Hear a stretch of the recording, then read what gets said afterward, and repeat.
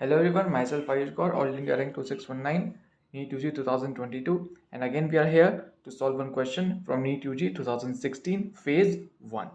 So let's start with the question, and this is the best question in NEET. Alright, जितने भी NEET हैं सबसे बढ़िया और सबसे टफ क्वेश्चन जिसे कहते हैं वो यही है। IIT में पिछले मतलब कभी आया था, जो जेई एडवांस से पहले जो IITs होते थे उससे पहले उस समय ये आया था।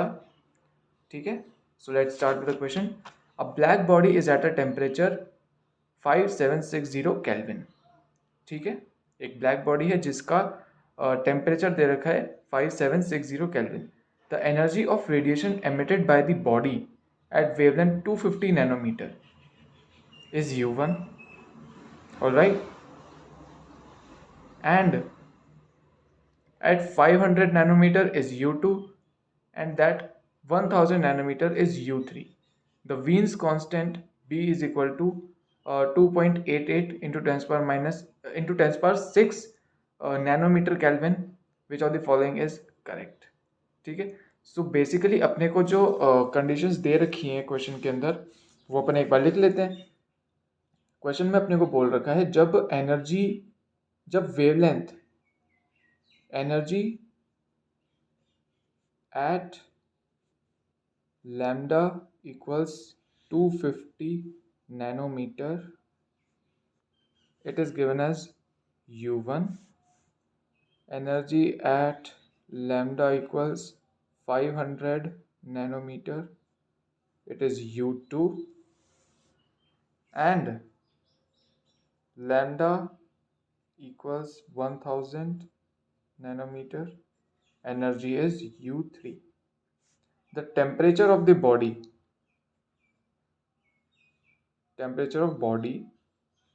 is given as 5760 Kelvin. Alright, अब अपनी जो अप्रोच है वो क्या होनी चाहिए इस क्वेश्चन में। अपने को वीन्स कांस्टेंट दे रखा है B is equal to 2.88 into 10 power 6 nanometre kelvin. यदि ये वीन्स कांस्टेंट है तो अपन वीन्स लॉ लगा सकते हैं। वीन्स लॉ क्या कहता है, lambda m into T is equal to B. This is Wien's law. Basically Wien's law कहता है that lambda m inversely proportional to t। अब यहाँ पे एक ध्यान देने वाली बात यह है, आप लोग सोच रहे होंगे कि ये लैम्डा m क्या है। Lambda m is not maximum wavelength. ये मैक्सिमम वेवलेंथ नहीं है। ये कौन सी वेवलेंथ है, ये वो वेवलेंथ है जब एनर्जी मैक्सिमम होगी। Lambda m is wavelength when not when, lambda m is wavelength at which energy U is maximum। ठीक है, ये मैक्सिमम वेवलेंथ नहीं है। सो अपने को ये कंडीशन पता होती है, क्यों? क्योंकि ये वीन्स लॉ जो होता है वो ये कहता है lambda m is inversely proportional to temperature, so lambda m into t is constant and that constant is replaced by Wien's constant B, और Wien's constant ही अपने को क्वेश्चन में दे रखा है। ये अच्छा, ये ध्यान देने वाली बात, ये नैनोमीटर केल्विन में है, इसको अपन मीटर केल्विन में कन्वर्ट कर लेते हैं। पहले ही 2.88 into 10 to the power 6 minus 9 metre kelvin, so that is 2.88 into 10 to the power -3 metre kelvin. ठीक है, अब लैम्डा m अपने को नहीं पता, फिर से बता ही दे रहा हूँ, lambda m is not maximum wavelength, it is that wavelength eight which energy is maximum. वो वेवलेंथ जहाँ पे एनर्जी मैक्सिमम है। ठीक है, so let's start. And temperature जो बॉडी का दे रखा है वो है 5 760. All right, and this is equal to Wien's constant, which is given as 2.88 into 10 to the power minus 3 meter Kelvin. All right, so lambda m will be equal to 288 divided by 5760 into 100 into 10 power minus 3.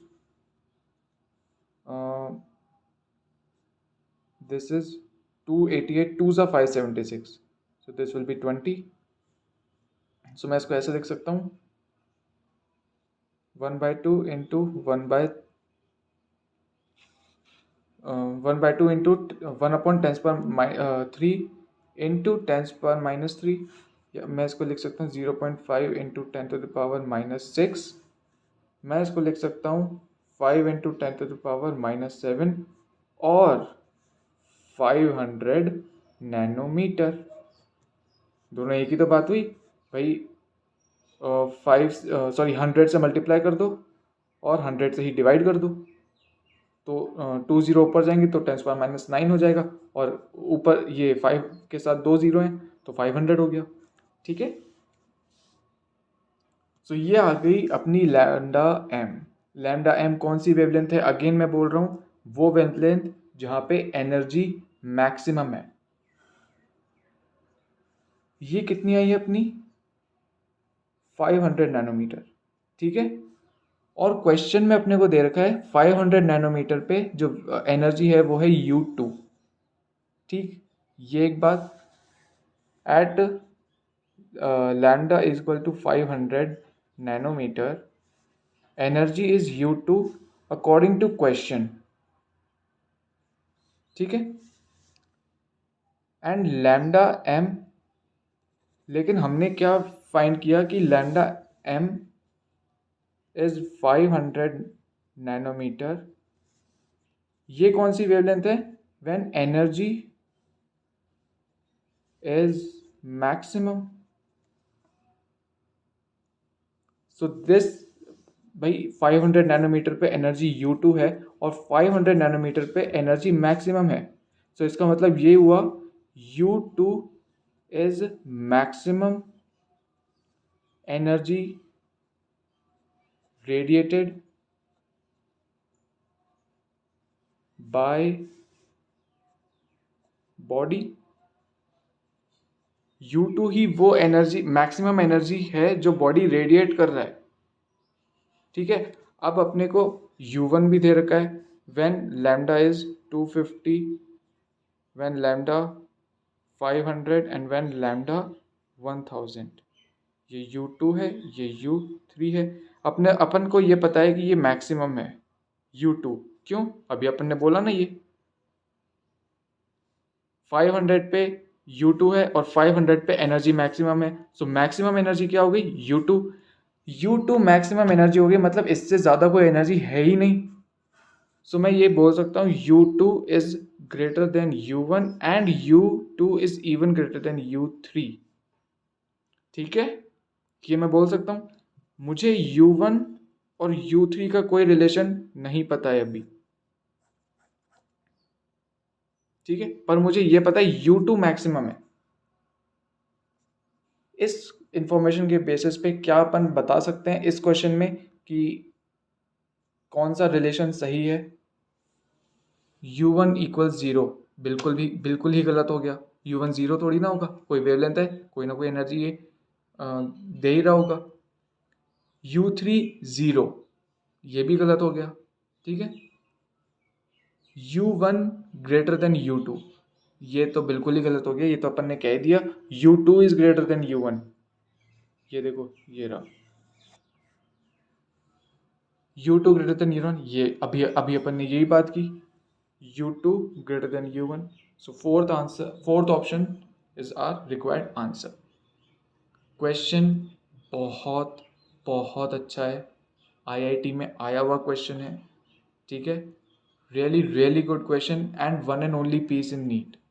जो इससे पहले ये जो इसके just ऊपर एक question था, इसमें मैंने कहा था one and only piece in NEET, वो तो आईआईटी में भी नहीं आया था ये वाला क्वेश्चन। तो ये कम से कम आईआईटी में आया हुआ तो है, but it was a drastic question, a devastating question, very nice question. Please understood this fact that this is not maximum, lambda m is not maximum wavelength, it is that wavelength when energy is maximum. All right, so now I hope you understand well the question. If you understand well, please subscribe my channel, like the video, and stay safe, stay healthy. All the best for your exams. Thank you and have a nice day.